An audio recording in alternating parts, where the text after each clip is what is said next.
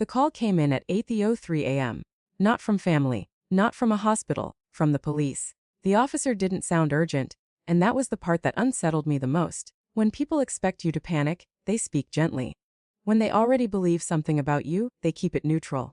"Are you the niece of Margaret Lewis?" he asked. "Yes," I said. My stomach tightened immediately. My aunt didn't miss appointments. She didn't forget to answer calls.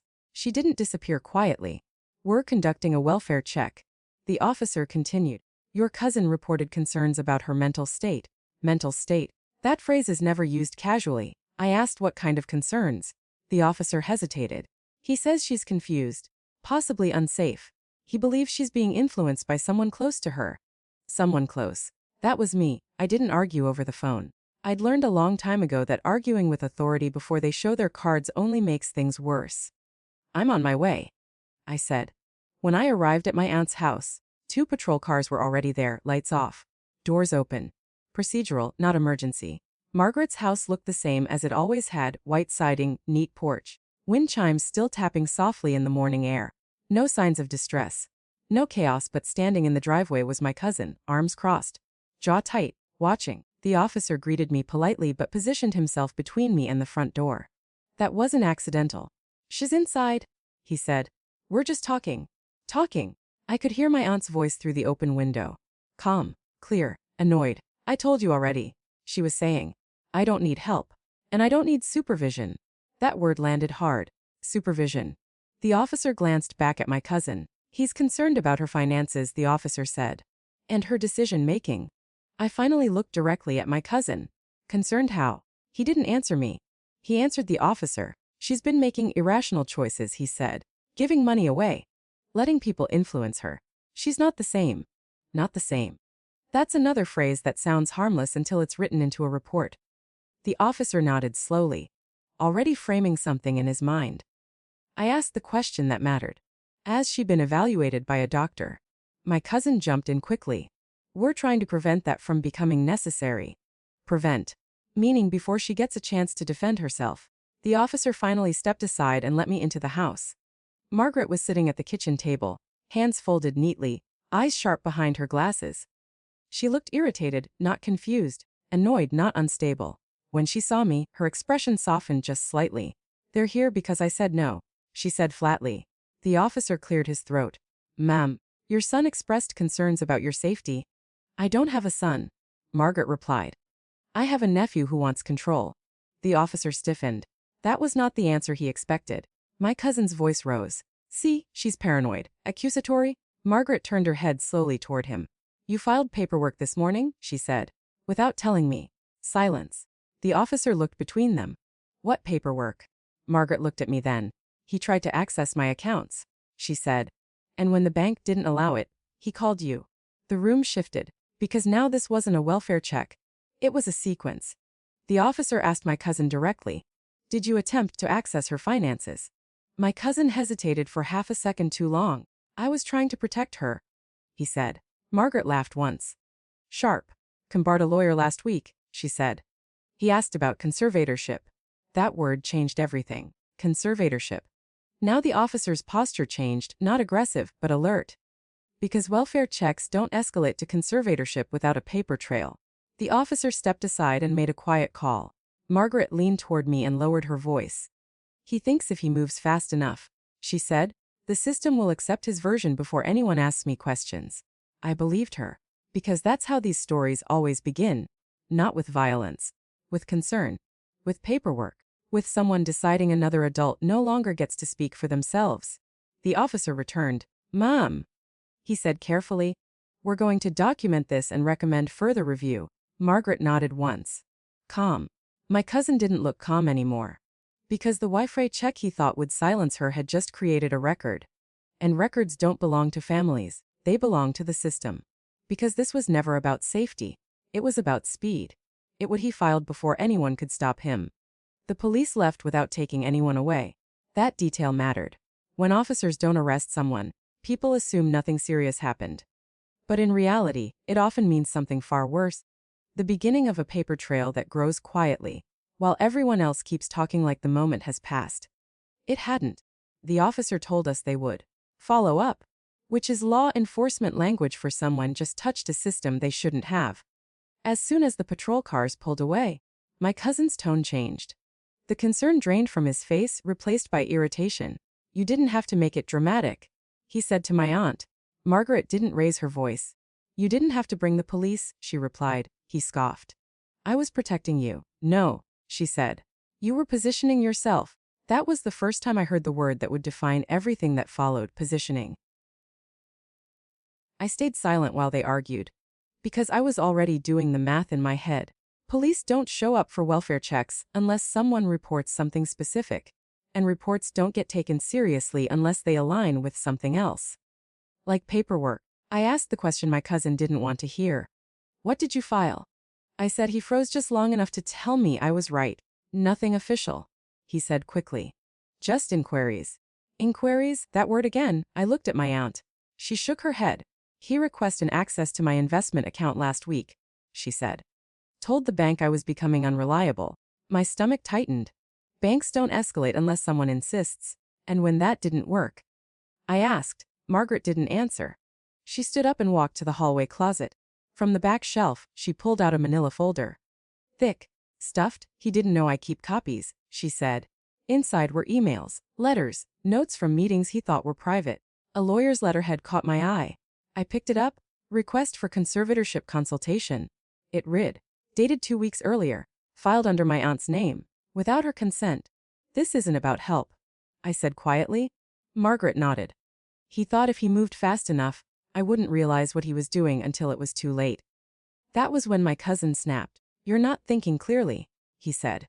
"You're being influenced. Everyone sees it. Everyone." Another word designed to sound bigger than it is. Margaret didn't respond. She didn't need to. She opened another document, a court filing confirmation. Emergency petition. Not approved yet, but submitted. The filing claimed my aunt was showing signs of cognitive decline. That she was being manipulated. That immediate intervention was necessary. The petitioner's name sat at the bottom. My cousin's. This was submitted 3 days ago. Margaret said calmly. Before the police ever came. The welfare check wasn't the start. It was the backup plan. I felt cold then, not scared, not angry. Cold. Because this wasn't sloppy. It was layered. He'd tried the bank first. Then the lawyer. Then the court. Then the police. Every system designed to protect people, used as leverage instead. I looked at my cousin. "Why now?" I asked. He hesitated. Then he said the part he thought justified everything. "She's been changing things," he said. "Rewriting documents. Moving assets. Cutting people out. Cutting him out." Margaret finally raised her voice, just slightly. "I'm allowed to do that," she said. "They're mine." The room went quiet. My cousin realized he'd said too much, because concern doesn't care about inheritance. Control does. I called an attorney that afternoon. Not to confront. Not to threaten. To document. The attorney didn't sound surprised. "We see this pattern often," she said. "Family members move quickly when they things aren't on their side." "What happens next?" I asked. "That depends," she replied, "on whether he stops or escalates." That night, Margaret received a notification from the court. A hearing had been scheduled, expedited, 3 days away. I read the notice twice. Emergency conservatorship hearing. The system hadn't rejected his story. It had accepted it, just long enough to require a response. My cousin smiled when he saw the notice. Not a big smile. A relieved one. Because now, in his mind, the story was official. And official stories are hard to unwind. Because the welfare check wasn't meant to protect her. It was meant to prepare the court. 72 hours to rewrite a life. The hearing was set for Friday morning. 3 days. That was all the time my cousin needed. And all the time we had to stop him. Emergency conservatorship hearings move fast for a reason. Judges are trained to act first and untangle later. If someone might be in danger, the system doesn't wait for perfection. It waits for just enough. And my cousin knew that. By Tuesday afternoon, letters started arriving. Not to my aunt, but about her. Banks sent temporary review notices. Her financial advisor requested clarification. A medical clinic called to confirm an appointment she never scheduled. Each message carried the same quiet assumption. Something is wrong with her. Margaret read them calmly, then stacked them neatly on the table. "This is how it starts," she said. "They don't take anything yet. They just make you look unstable on paper." My cousin didn't call. He didn't need to. The system was now speaking for him. "On Wednesday, we met with the attorney," She didn't dramatize the situation. That alone told me how serious it was. He's asking for temporary authority, she explained. If granted, he doesn't need to prove long-term incapacity. Just enough doubt. What does temporary mean, I asked. She paused. Long enough to move money. Long enough to change access. Long enough to isolate. Margaret nodded. Long enough to make it permanent. The attorney began assembling the response, medical records, financial statements, letters from people who interacted with my aunt regularly. Evidence of consistency, competence, pattern. But I noticed something missing. Where's his proof? I asked. The attorney looked at me. He doesn't need much, he needs concern. He needs urgency. And he needs a narrative that sounds reasonable. Concern, urgency, narrative. The same tools used to start the welfare check. That evening, Margaret received a call from a neighbor. He stopped by earlier. The neighbor said carefully, "Your nephew." He asked if you'd been acting strange. That word again, strange. By Thursday morning, Margaret's phone access changed. Not cut off, just restricted. 2-factor authentication prompts she didn't request. Password reset attempts flagged but not blocked. Someone was testing boundaries. My cousin texted that afternoon. "We don't have to do this the hard way. Let's talk before the judge decides." That sentence wasn't an invitation. It was leverage. Margaret didn't respond. Instead, she handed her phone to the attorney, who smiled thinly and added it to the file. "Good," she said. "Let him keep talking." The night before the hearing, I barely slept. Not because I doubted Margaret's competence, but because I understood how quickly perception can overpower truth once it's written into court language. At 6:40 a.m., my phone buzzed. Unknown number. I didn't answer. A voicemail followed. "It was my cousin. I'm trying to help her," he said softly. "You're making this worse." The judge won't like resistance. Resistance. That's what self-defense becomes once someone else claims authority. At the courthouse, the atmosphere was sterile and quiet. No shouting. No drama. Just folders and files being passed hand to hand. My cousin arrived early. He looked calm. Prepared. Dressed like someone who wanted to appear responsible. He didn't look at Margaret. When the clerk called the case, the judge skimmed the petition quickly. Then he looked up. "This is an emergency request," he said. "Let's be clear about why." My cousin's attorney spoke first. "She's confused," he said.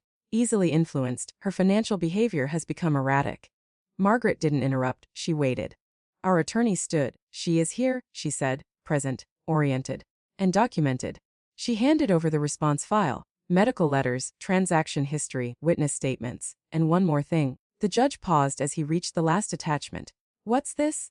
he asked. The attorney replied calmly, "A timeline." It listed everything. The bank access attempt. The conservatorship inquiry. The welfare check request. The court filing, submitted before the police ever knocked. The judge leaned back. Because emergency cases fall apart when urgency looks manufactured. He looked at my cousin directly. "Why did you initiate a welfare check after filing this petition?" he asked. My cousin hesitated, just long enough. And that hesitation, small human uncontrollable, did more damage than any document. The judge closed the file. "I need more time," he said. And in emergency court, that sentence changes everything. Because hesitation doesn't prove guilt, but it creates doubt. When the judge stopped believing the story, when the judge said he needed more time, my cousin's confidence cracked. Not visibly, not dramatically. Just enough that I noticed the shift in his posture, the way his shoulders stiffened, the way his eyes stopped moving so freely around the room. Emergency hearings are designed to move fast. Delay is the one thing petitioners don't want. Delay gives the truth space. The judge didn't dismiss the case. That would have been too clean. Too final. Instead, he did something far more dangerous for my cousin. He asked questions. Who first suggested conservatorship? The judge asked, scanning the file again. My cousin's attorney answered quickly. My client acted out of concern after noticing changes in his aunt's behavior. The judge nodded slowly. Then looked up. Before or after the bank access attempt? He asked. The room went still. Our attorney didn't speak. She didn't need to. The timeline already answered the question. My cousin's attorney hesitated. The bank situation was misunderstood. The judge raised a hand. I'm not asking for characterization. I'm asking for sequence. Sequence matters in court, because sequence reveals intent. My cousin shifted in his seat.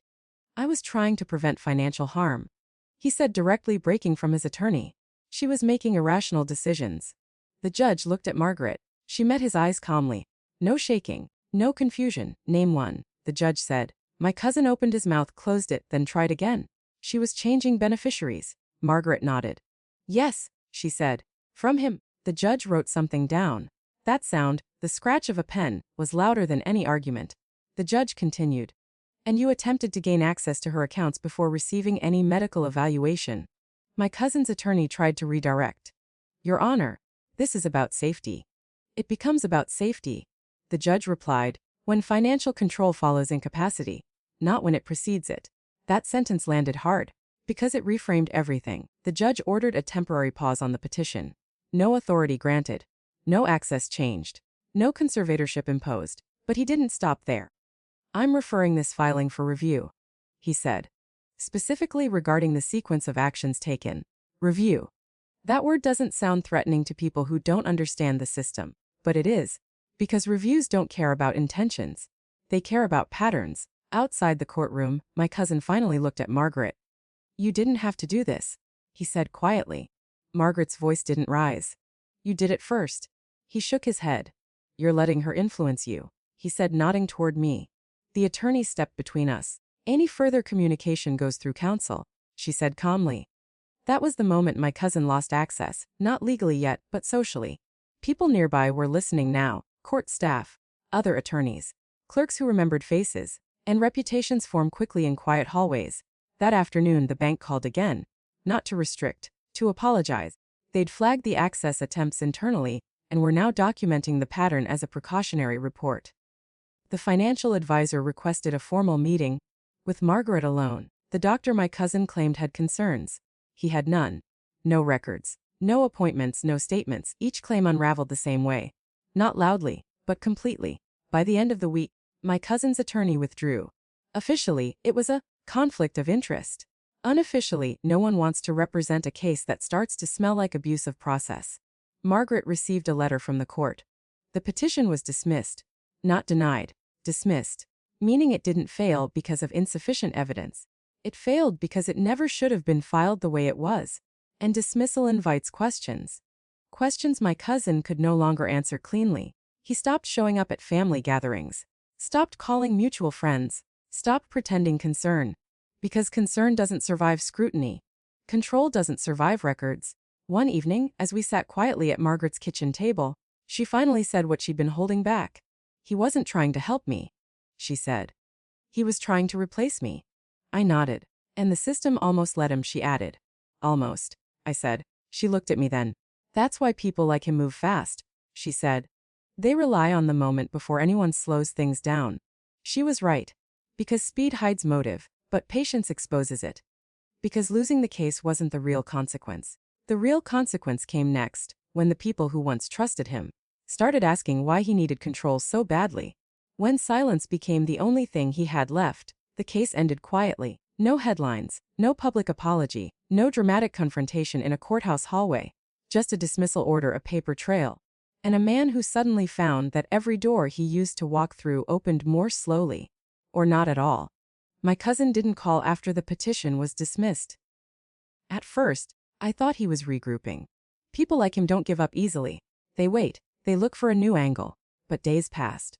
Then weeks. And nothing came. That silence wasn't restraint. It was damage control. Because once a story enters the system and fails under scrutiny, it doesn't disappear. It follows you quietly, professionally, efficiently. Margaret noticed it first. Her financial advisor called to clarify future points of contact. The bank requested written confirmation that no third party had authority to act on her behalf. Her doctor documented, in careful language, that there were no signs of cognitive impairment and no medical basis for concern. None of it was punitive. All of it was protective. And all of it existed because someone had tried to move faster than the truth. My cousin lost something far more valuable than access. He lost credibility. Friends stopped returning his calls, not because they'd taken sides, but because no one wants proximity to someone whose name now appears in court filings, tied to coercion and misrepresentation. Family members became cautious. Conversations shortened. Invitations slowed. People didn't accuse him. They distanced themselves. That's how social consequences work when no one wants to argue. But everyone remembers. One afternoon, weeks later, Margaret received a letter. Not from the court, a few. No accusations. No demands. Just an apology. It wasn't long. It wasn't emotional. It didn't ask for forgiveness. It said he'd been under pressure and had acted out of fear. Margaret read it once, then folded it carefully and placed it in a drawer. His rewriting the story, she said calmly. I nodded. But it won't overwrite the record, she added. She was right, because apologies don't erase timelines, and fear doesn't justify sequence. Margaret made changes after that, not reactive ones, deliberate ones. She updated her documents, clarified her wishes, assigned decision-making authority explicitly and publicly. She didn't hide it. Transparency was her answer to manipulation, and the system responded the way it always does when clarity replaces urgency. Everything stabilized. Months later, I ran into my cousin at a grocery store. It wasn't dramatic. We passed each other in silence, paused for half a second, then nodded politely like strangers who shared a memory neither wanted to name. He looked smaller somehow. Not weaker, just reduced. As if the version of himself who assumed control was inevitable had been corrected by reality. Margaret never brought him up again. Not out of bitterness. Out of closure. He showed me who he was when he thought no one was watching, she said once. That's all I needed to know. The truth is, the system didn't punish him. It didn't have to. It documented him. And documentation changes everything. It limits access. It invites scrutiny. It makes the next move impossible to explain away. That's the part people misunderstand about justice. It doesn't always arrive as consequence. Sometimes it arrives as containment, as prevention, as a quiet line that can't be crossed again without consequence multiplying. The welfare check he thought would silence her became the first entry in a file that would follow him longer than anger ever could. And Margaret. She kept her autonomy, not because she fought, but because she stayed present long enough for the truth to catch up. True crime isn't always about violence. Sometimes it's about paperwork, timing, and people who mistake concern for authority. Because when someone tries to take your voice, the most powerful thing you can do is make sure the record speaks for you. Justice doesn't rush. Justice owns the way.